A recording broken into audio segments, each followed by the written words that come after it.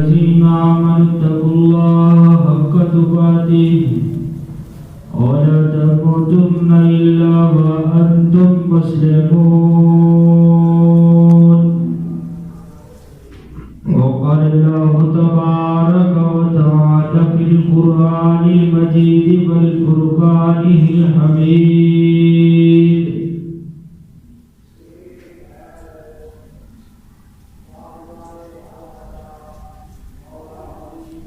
من كان له 3 بنات فصبر عليهن وأطعمهن وسقاهن وكساهن في جدته كن له حجابا من النار يوم القيامة. وقال الله تبارك وتعالى في القرآن المجيد والفرقان الحميد: إن الذين يرمون المحصنات الغافلات المؤمنات لعنوا في الدنيا والآخرة ولهم عذاب عظيم. ہر قسم کی حمد و ثنا اللہ وحدہ لا شریک کی ذات گرامی پر، درود و سلام بے شمار لا تعداد بے حد و حساب امام الانبیاء حبیب کبریا حضرت محمد مصطفیٰ صلی اللہ علیہ وآلہ وسلم کی ذات گرامی پر. عزیز بھائیوں، قرآن حکیم کی ایک چھوٹی سی آیت میں نے آپ کے سامنے پیش فرمائی ہے، جس کے اندر اللہ رب العالمین فرماتے ہیں بے شک وہ لوگ جو مومنات عورتوں کے اوپر زنا کی تہمت لگا دیتے ہیں، لعنوا فی الدنیا والآخرہ، رب العالمین نے دنیا کے اندر بھی ان کے اوپر لعنت فرمائی ہے، آخرت کے اندر بھی ان کے اوپر لعنت ہے. وَلَهُمْ عَذَابٌ عَظِيمٌ، اور آخرت کے اندر ان کے لیے دردناک عذاب تیار کیا ہے. یہ اللہ کی ذات کن کا دفاع کر رہے ہیں؟ عورت ذات کا دفاع کر رہے ہیں. یہ وہ اسلام ہے جس نے عورت کو تحفظ دیا، عورت کو حقوق دیے، رہنے کے طور طریقے دیے، معاشرے کے اندر اس کو ایک اہمیت اور طاقت سے نوازا. آپ جس مرضی دین کا، جس مرضی مذہب کا مطالعہ کریں، آپ کو ایسا کوئی حق عورت کے حوالے سے نہیں ملے گا جو حق اسلام نے عورت کو دیا ہے. جو مقام، رفعت اور بلندی اللہ رب العالمین نے، پیغمبر علیہ السلام نے، ہمارے دین نے عورت کو عنایت کی ہے، روئے زمین کے اوپر کوئی دین ایسا نہیں جس نے ایسی رہنمائی، ایسا حق اور ایسی صلاحیت سے عورت کو نوازا ہو. لیکن افسوس یہ ہے کہ آج عورت کا تحفظ، اس کی آڑ لے کر، عورت کے حقوق کا نعرہ لے کر اصل میں ہماری شریعت سے حیا کو ختم کرنے کی کوشش کی جا رہی ہے. ہماری تہذیب، ہمارا تمدن اور ہماری اصلیت خراب کرنے کی کوشش کی جا رہی ہے.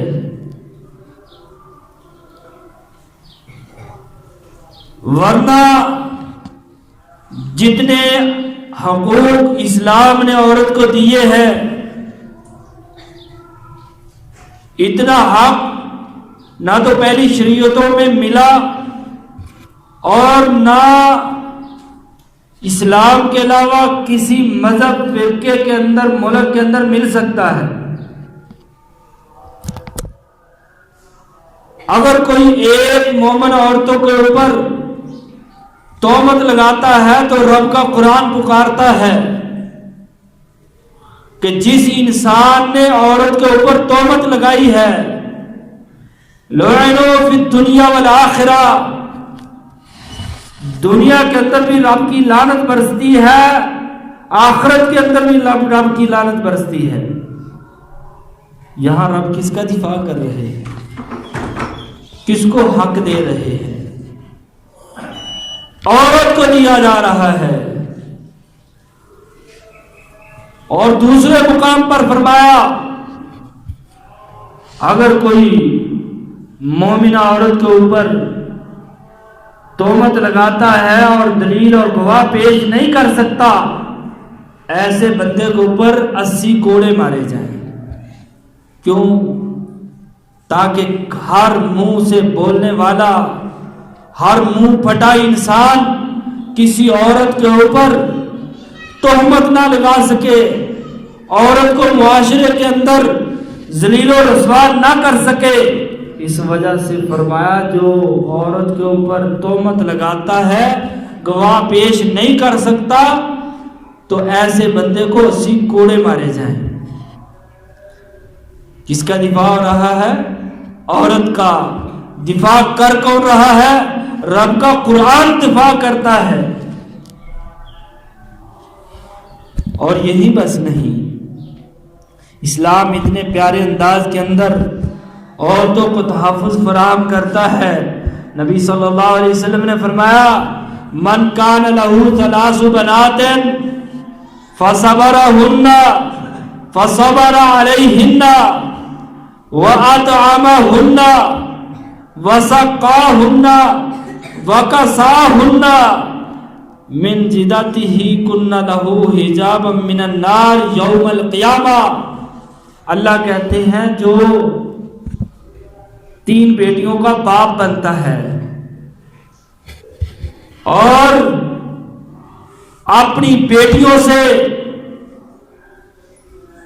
پیار کرتا ہے، محبت کرتا ہے، عقیدت رکھتا ہے، ان کے حقوق کا خیال کرتا ہے، نبی علیہ الصلوۃ والسلام نے فرمایا ان پہ آنے والی بیٹی کی طرف سے یا بیٹی کی وجہ سے آنے والی ہر تکلیف مصیبت کا سامنا کرتا ہے اور ان کو کھلاتا ہے، ان کو پلاتا ہے، ان کو پہناتا ہے۔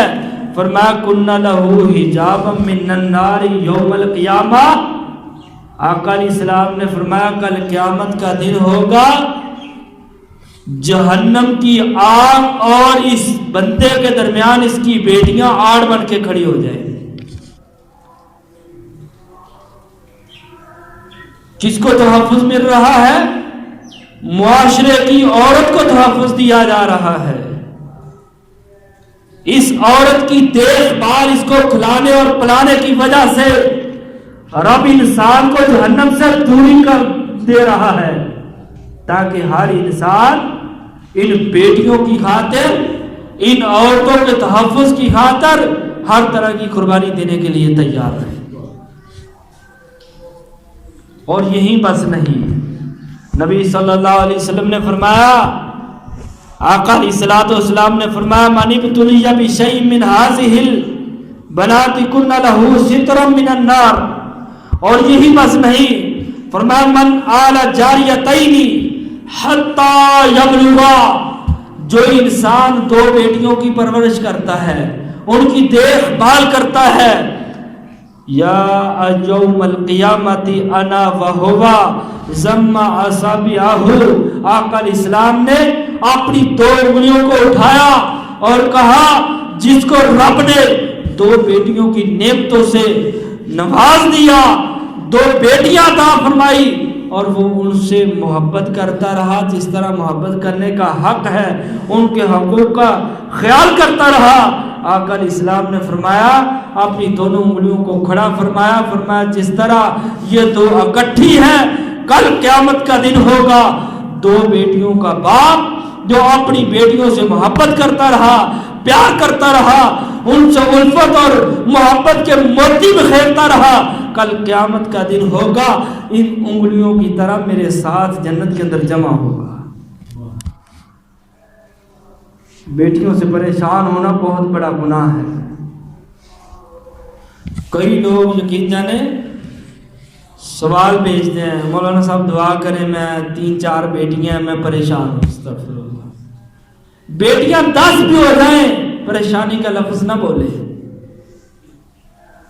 یہی تو رب نے فضیلت بیان کی ہے کہ بیٹیوں کی وجہ سے آنے والی ہر تکلیف کو برداشت کرنے والا انسان کل قیامت کا دن ہوگا، جہنم اور اس کے درمیان اس کی بیٹیاں پردہ بن جائیں گی۔ یہی بیٹیوں کی محبت کی وجہ سے انسان کو نبی علیہ السلام کا ساتھ جنت کے اندر مل جائے گا۔ ان بیٹیوں سے محبت کرنے کی ترغیب کون دے رہا ہے؟ وہ بولے بھائی کون دے رہا ہے؟ اسلام۔ الاسلام یعلا، اسلام بلندیوں کا نام ہے، اسلام رفعت اور بلندی کا نام ہے، اسلام قوت کا نام ہے، اسلام جہاد کا نام ہے، اسلام نماز کا نام ہے، اسلام دنیا کے حقوق کا نام ہے۔ اسلام ہے جس نے انسان کو روز زمین پہ چلنا سکھایا، بیٹھنا سکھایا، بھائی کے بھائی کو حق سکھلائے، ہمسائے کو ہمسائے کے حق سکھلائے، بڑوں کو چھوٹوں کے اور چھوٹوں کو بڑے کے حقوق سے آشنا کیا۔ یہ اسلام ہے جس نے ہر ایک کو اس کے حق سے نواز دیا۔ اور یہی بس نہیں، نبی علیہ السلام نے فرمایا جو انسان ان عورتوں سے بیٹیوں سے محبت کرتا ہے رب اس کو بہت بڑے مقامات سے نوازتا ہے۔ جو بیٹی ہوتی ہے اللہ انسان کے بازو کی قوت بن جاتا ہے۔ اور عورت کو کیسے تحفظ دیا؟ جا رجل الی رسول اللہ صلی اللہ علیہ وسلم، ایک بندہ آ کے نبی علیہ السلام سے سوال کرتا ہے، یا رسول اللہ من احق الناس بحسن صحابتی، اللہ کے رسول میرے حسن سلوک کا سب سے زیادہ مستحق کون ہے؟ قال رسول اللہ صلی اللہ علیہ وسلم امک، اے میرے پوچھنے والے صحابی، سوال کرنے والے، تیرے حسن سلوک کا سب سے زیادہ مستحق تیری ماں ہے۔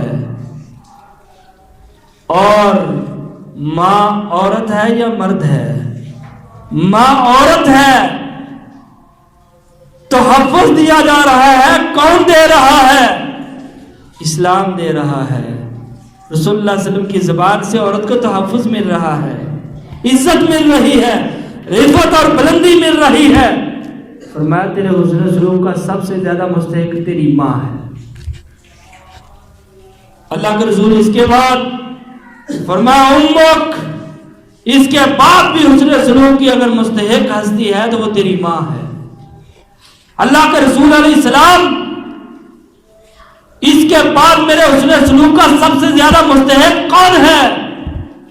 نبی علیہ السلام نے فرمایا امک، اے میرے پوچھنے والے صحابی تیری ماں ہے۔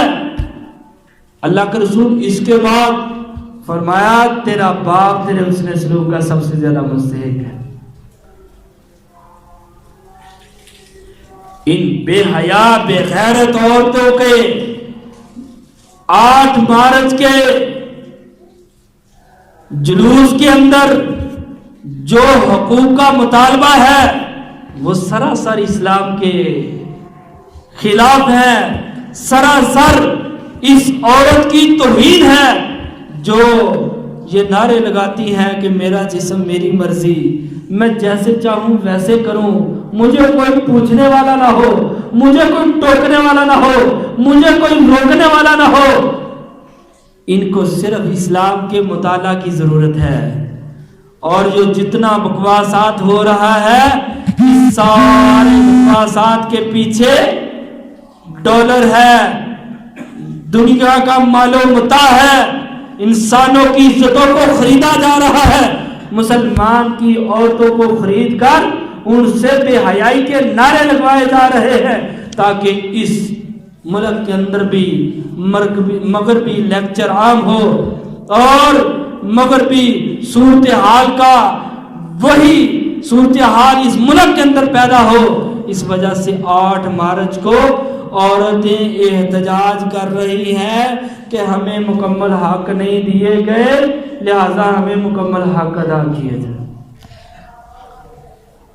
رب کی قسم دے کے کہتا ہوں، اگر یہ قرآن اور حدیث کا مطالعہ کر لیں تو ان کے کان، ان کے دماغ اس بات کے اوپر مجبور کریں گے کہ جو آج سے 1400 سال پہلے اسلام نے ان عورتوں کو تحفظ، حق اور محفوظ کر دیا ہے، قیامت کی دیواروں تک کوئی دین، کوئی مذہب، کوئی فرقہ اس عورت کو وہ مقام نہیں دے سکتا جو مقام قرآن اور حدیث نے آج سے 1400 سال پہلے ان کو عطا کر دیا۔ پڑھو، یہودیت عورت کو کہتے ہیں یہ بدی ہے، یہ گناہ ہے، دنیا کے اندر جتنی مصیبتیں ہیں عورت کی وجہ سے ہے۔ عیسائیت پڑھے، اس کے اندر بھی یہی بات ہے کہ عورت گناہ کی پیدائش ہے اور عورت انسان کی بے عزتی کا سبب ہے۔ جس مرضی دین کو پڑھے، جس مرضی مذہب کو پڑھے، عورت کے خلاف باتیں نظر آئیں گی، عورت کے حق کے اندر نہیں نظر آئیں گی۔ زمانہ جاہلیت کے اندر عورت کا خامد فوت ہوا، سب سے پہلے تو اسے جینے کا حق ہی نہیں حاصل تھا، پیدا ہوتی اس کو زندہ زمین کے اندر دلگور کر دیا جاتا۔ اگر کسی والد یا والدہ کی ہمت کے باوجود کوئی عورت پروان چڑھ جاتی، اس کا نکاح ہو جاتا، تو نکاح ہونے کے بعد اس کو پاؤں کا جوتا سمجھا جاتا۔ ایام حیض کے اندر ان کے ہاتھ کا کھانا کھانا گناہ سمجھا جاتا اور ان سے اپنا ہاتھ ٹچ کرنا بھی گناہ سمجھا جاتا، ان کا رہن سہن جدا کر دیا جاتا۔ لیکن صدقے اور قربان جاؤں اس اسلام پہ جس نے عورت کو ان ایام کے اندر، نبی علیہ الصلوۃ والسلام فرماتے کہ میں حضرت عائشہ رضی اللہ تعالیٰ عنہ کے ساتھ ویسے ہی رہتا جس طرح دوسرے حالات کے اندر رہتا۔ حضرت عائشہ نبی علیہ السلام کے سر کے اندر کنگھی اس حالت میں کر دیا کرتی۔ یہ حق اسلام نے دیا ہے۔ اور جب عورت کا خامد مر جاتا زمانہ جاہلیت کے اندر، اس سے کوئی نکاح کرنے کے لیے تیار نہیں ہوتا تھا، اور وہ عورت اپنے دیور کی ملکیت کے اندر نوکرانی بن کے چلی جایا کرتی تھی اور ساری زندگی نوکرانی کی حیثیت سے گزار دیتی۔ صدقے اور قربان جاؤں، نبی علیہ الصلوۃ والسلام آئے، فرمایا جو اس کا خامد فوت ہو جائے اس کے ساتھ نکاح کیا جائے، اس کو مکمل حقوق دیے جائیں، اس کے بچوں کے سر کے اوپر شفقت کا ہاتھ رکھا جائے، اور فضیلت بیان کی۔ ماں کو خامد فوت ہونے کے بعد سب سے زیادہ فکر اپنی جان سے بڑھ کر اپنے بچوں کی ہوتی ہے، کیونکہ وہ یتیم ہو جاتے ہیں، بے سہارا ہو جاتے ہیں۔ نبی علیہ السلام نے فرمایا اس کے بچوں کا خیال رکھا جائے۔ آقا علیہ السلام نے یتیم کی فضیلت بیان فرمائی تاکہ نہ تو اس کو اپنے جسم کی وجہ سے پریشانی ملے، نہ اس کے بچوں کی وجہ سے پریشانی بنے۔ لیکن افسوس ہے کہ آج بیوہ عورت سے کوئی شادی کرانے کے لیے تیار نہیں ہوتا۔ اگر اس کے کوئی 2-4 بچے ہوں تو گھر والوں کا پہلا مطالبہ یہ ہوتا ہے کہ جناب ہم اس سے شادی کریں گے لیکن اس کے بچوں کو تم نے اپنے پاس رکھنا ہو۔ صدقے اور قربان جاؤں اس اسلام پہ جس نے عورت کو تحفظ دیا اور عورت کی دلی سکون کے لیے جو یتیم بچے ہوئے ہیں ان کی پرورش کی فضیلت بیان فرمائی۔ اور یہی بس نہیں، اسلام نے اتنے بڑے تحفظ دیے عورت کو، اتنے حقوق سے نوازا۔ نبی علیہ الصلوۃ والسلام نے فرمایا جو لوگ اپنی بیٹیوں کی پیدائش کے اوپر اپنے چہروں کا رنگ بدل لیتے ہیں وہ قرآن کو سنیں۔ فرمایا اذا بشر احدهم بالانثى ظل وجهه مسودا وهو كظيم، ایسے بدبخت انسان بھی ہیں جب ان کو بیٹی کی خبر ملتی ہے تو ان کے چہرے سیاہ پڑ جاتے ہیں اور وہ ان کو قتل کرنے کی کوششوں اور سازشوں میں لگ جاتے ہیں۔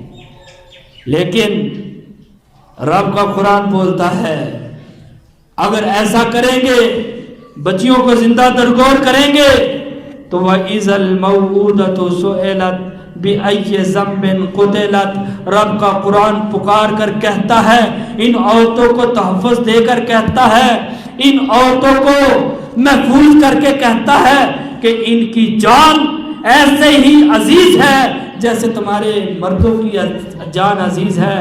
اگر تم نے بچیوں کو زندہ درگور کیا تو کل قیامت کے دن اس کے بارے میں تم سے سوال کیا جائے۔ اس کی بچی زندہ درگور ہونے والی کہے گی بِأَيِّ ذَنبٍ قُتِلَتْ، اے میرے ابو جان آج وقت آ چکا ہے، آپ مجھے بتائیں گے میں بیٹے سے کھانا زیادہ کھاتی تھی، کپڑے زیادہ پہنتی تھی، یا میرے کھانے کے نوالے بیٹے سے زیادہ تھے؟ آخر آج تو مجھے بتائے گا کہ مجھے قتل کس لیے کیا تھا۔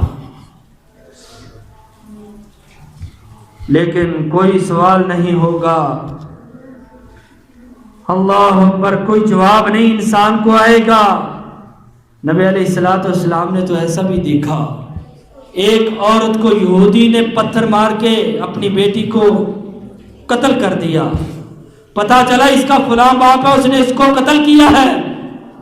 نبی علیہ السلام نے اپنی عدالت میں لا کر اس یہودی کو قتل کر دیا۔ کس نے تحفظ دیا؟ اسلام نے کس کو تحفظ دیا؟ عورت کو دیا، حق دیا، جینے کا، رہنے کا سلیقہ اور طریقہ دیا۔ اور آج عورتیں یہ مطالبہ کر رہی ہیں کہ ہمیں حق ہی نہیں دیا گیا، ہمارے حقوقوں کو طلب کیا جا رہا ہے، جن میں سے ایک یہ ہے کہ مردوں کو ڈبل اسلام نے حق دیا ہے، عورتوں کو سنگل حق دیا ہے۔ تو بھائیو، اسلام عدل اور انصاف کا نام ہے۔ اگر سارے من و عن الف سے لے کر یا تک خرچوں کا ذمہ دار اسلام نے مردوں کو ٹھہرایا ہے تو اس وجہ سے مردوں کو ڈبل حق سے بھی نوازا ہے۔ لیکن اگر پیدائش کے وقت ان کو تکلیف کا زیادہ سامنا ہے تو رب نے یہ بھی تو کہا ہے کہ اگر بندے کا سب سے زیادہ حسن سلوک کا مستحق ہے تو اس کی ماں ہے۔ ہم نے تو کبھی نعرے نہیں لگائے، ہم نے تو کبھی جلوس نہیں نکالے کہ جناب رسول اللہ صلی اللہ علیہ وسلم نے 3 دفعہ ماں کو پہلے کیوں ٹھہرا دیا۔ اسلام نے جس کو جس جگہ کے اوپر تحفظ دیا ہے وہ اس کی جگہ تھی، وہ اس کا حق تھا، لیکن ناجائز مطالبہ عورتوں کو، مردوں کو جی 4 شادیوں کی اجازت ہے، عورتوں کو کیوں نہیں؟ اللہ اکبر کبیرہ۔ عزیز بھائیوں، ہم معاشرے کے اندر رہ رہے ہیں، ہر شخص کو اس کے باپ کی وجہ سے پہچانا جاتا ہے، جانا جاتا ہے، لیکن اگر ایک عورت کے 4 خامد ہوں، اب پیدا ہونے والے بیٹے کو آپ کس باپ کی طرح منسوب کریں گے؟ صدقے اور قربان جاؤں اسلام پہ، جس نے ہماری پہچان کو واضح کیا اور مرد کو 4 شادیوں کی اجازت دی ہے، لیکن اس کے لیے شرائط بیان کی ہے۔ یہ نہیں ہے کہ 4 شادیاں تو کر لے لیکن ایک کی طرف خرچہ زیادہ کرے، ایک کی طرف زیادہ ٹائم دے۔ نہیں، اسلام نے 4 شادیوں کے اوپر عورتوں کو تنہا نہیں چھوڑا، فرمایا کہ تم اس وقت دوسری اور تیسری اور چوتھی شادی کرو گے جب تم ان 4 کے درمیان انصاف برقرار رکھو، مال کا بھی اور ٹائم کا بھی۔ نبی علیہ الصلوۃ والسلام ہر رات بدل بدل کر اپنی بیویوں کے پاس گزارتے۔ اب عورتوں سے یہ مارچ جو 8 مارچ کو احتجاج کر رہی ہیں اور مطالبات یہ ہے کہ مردوں کو 4 شادیوں کی اجازت ہے اور ہمیں ایک خامد کے علاوہ دوسرے مرد کے پاس جانے کی اجازت کیوں نہیں ہے؟ اصل میں اس کے پیچھے کفر ہے، کفر کی سازشیں ہیں، اسلام کو گرایا جا رہا ہے، اسلام کی بنیادوں کو کمزور کیا جا رہا ہے۔ بھائیو، ہم نے اپنے پاؤں پہ کھڑا ہونا ہے، ہم دوسرے تیسرے کی بات نہ کریں، اپنی بچیوں کا ذہن ماحول اسلامی بنائیں۔ یہ نہ ہو کہ کل ہماری بیٹیاں، ہماری بہنیں، ہماری مائیں ہمارے گھروں سے نکل کر ان مارچوں کے اندر شامل ہو کر یہ نعرہ لگائیں کہ میرا جسم میری مرضی ہے، مجھے میرے حق ادا کیے جائیں، میں جیسے مرضی زندگی گزاروں، میں جہاں مرضی راتیں گزاروں، میں جہاں مرضی دن گزاروں، مجھے کوئی پوچھنے روکنے اور ٹوکنے والا نہ ہو۔ بھائیوں، اس کی مین بنیاد یہ ہے کہ ہم نے اپنے بچوں کی اسلامی تربیت نہیں کی،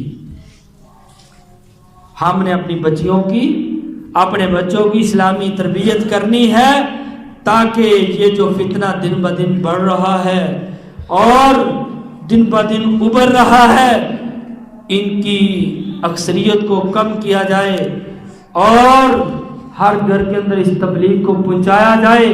اللہ رب العالمین ہمیں اپنے گھروں کی اصلاح کرنے کی توفیق دے دے۔ عزیز بھائیوں، ہم اپنے بچوں کو یہ پیغام دیں، اپنی بچیوں کو سمجھائیں کہ بیٹا، بہن، اے میری ماں، اسلام نے عورتوں کو یہ حق سے نوازا ہے، یہ زندہ ترگور کر دیا جاتا تھا، ان کو شادی کے بعد بے سہارا کر دیا جاتا تھا، لیکن رسول اللہ صلی اللہ علیہ وسلم نے آ کر بیوہ سے شادی کرنے کی فضیلت بیان کی، یتیم بچوں کی دیکھ بھال کرنے کی آقا علیہ السلام نے فضیلت بیان فرمائی، اور ان بچیوں سے محبت اور پیار کرنے کی رسول اللہ صلی اللہ علیہ وسلم نے فضیلت بیان کی۔ اگر یہ فضیلت بیان نہ ہوتی تو شاید یہ حق اسلام نہ دیتا، تو شاید آج بھی عورت کے ساتھ وہی کچھ ہوتا جو زمانہ جاہلیت کے اندر تھا۔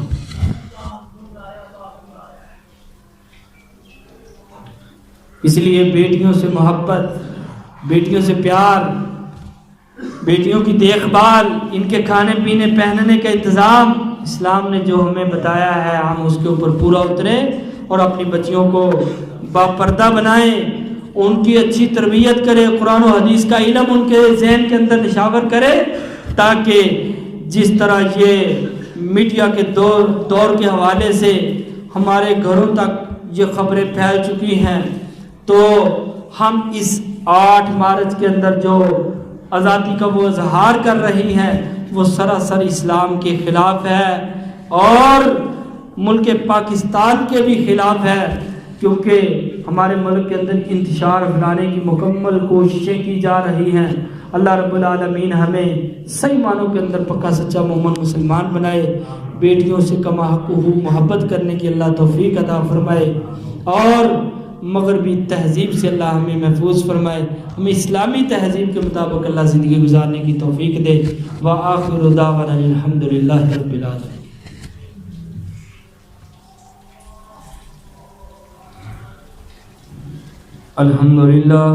الحمدللہ وحدہ والصلاة والسلام علی اشرف الانبیاء والمرسلین۔ اللہم صلی علی محمد وعلی آل محمد کما صلیت علی ابراہیم وعلی آل ابراہیم انک حمید مجید۔ اللہم بارک علی محمد وعلی آل محمد کما بارکت علی ابراہیم وعلی آل ابراہیم انک حمید مجید۔ یا ایھا الذین آمنوا اتقوا اللہ حق تقاته ولا تموتن الا وانتم مسلمون۔ سبحان ربک رب العزة عما یصفون والسلام علی المرسلین والحمد للہ رب العالمین۔